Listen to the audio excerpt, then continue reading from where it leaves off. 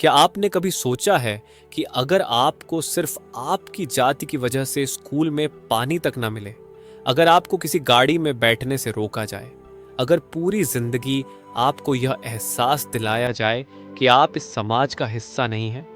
ये कोई काल्पनिक कहानी नहीं, ये एक बच्चे की सच्चाई थी जिसने समाज की जंजीरों को तोड़कर भारत का संविधान लिखा। ये कहानी है डॉक्टर भीमराव अंबेडकर की।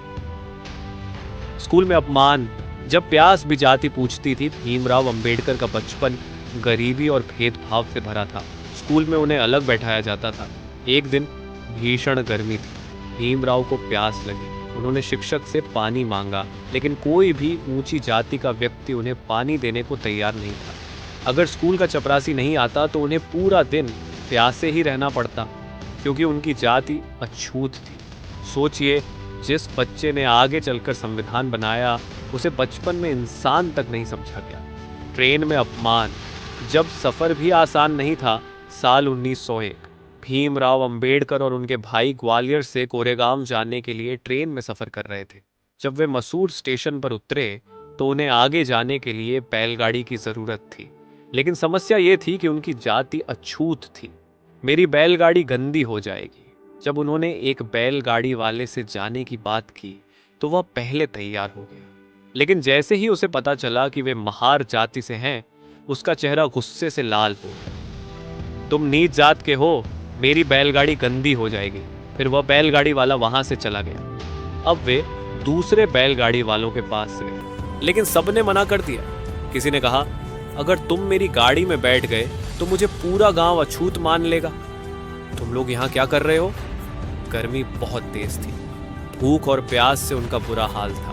वे थक कर स्टेशन के बाहर बैठ गए। तभी एक आदमी आया और गुस्से से बोला, तुम लोग यहाँ क्या कर रहे हो? अंबेडकर के भाई ने कहा, हम कोरेगांव जाना चाहते हैं, लेकिन कोई हमें गाड़ी में बैठाने को तैयार नहीं है। कुछ देर सोचने के बाद वह आदमी बोला, मेरी गाड़ी में बैठ जाओ, गांव के बाहर ही उतरना पड़ेगा। रात के अंधेरे में बैलगाड़ी कोरेगांव के पास पहुंची, लेकिन गाड़ी वाले ने उन्हें गांव के बाहर ही उतार दिया और कहा, अगर गांव वालों को पता चल गया कि मैंने तुम्हें बिठाया तो मेरी पूरी जाति मुझे छोड़ देगी। अंबेडकर और उनके भाई पैदल गांव की ओर चल पड़े। चलते चलते उनके भाई ने पूछा, क्या हमें पूरी जिंदगी ऐसे ही अपमान सहना पड़ेगा? भीमराव अंबेडकर ने कुछ नहीं कहा, लेकिन उनकी आंखों में एक अलग ही आग जल रही थी। शायद तभी उन्होंने ठान लिया था, हमें इतना मजबूत बनना होगा कि ये दुनिया हमें झुकाने की हिम्मत ना कर सके। संघर्ष से संविधान तक भीमराव अंबेडकर ने हर अपमान को ताकत बनाया। उन्होंने शिक्षा को अपना सबसे बड़ा हथियार बनाया।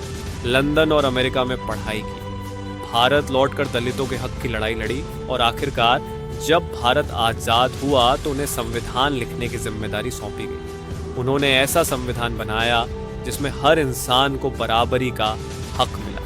आज हर भारतीय उनकी वजह से वोट डाल सकता है, शिक्षा पा सकता है, सम्मान से जी सकता है। लेकिन सवाल है, क्या हम उनके सपनों का भारत बना पाए? क्या हम आज भी जाति और धर्म के नाम पर लोगों को बांटते हैं? अब आपकी बारी। डॉक्टर भीमराव अंबेडकर ने हमारे लिए संविधान दिया, बराबरी का हक दिया, सोचने की आजादी दी। अब हमारी जिम्मेदारी है कि हम उनके विचारों को आगे बढ़ाएं। अगर आपको लगता है कि डॉक्टर अंबेडकर ने हमारे लिए बहुत कुछ किया तो कमेंट में जय भीम जरूर लिखें। वीडियो को लाइक करें, शेयर करें और चैनल AV मोहब्बत स्टोरी को सब्सक्राइब करें। मिलते हैं अगले वीडियो में एक नई प्रेरक कहानी के साथ।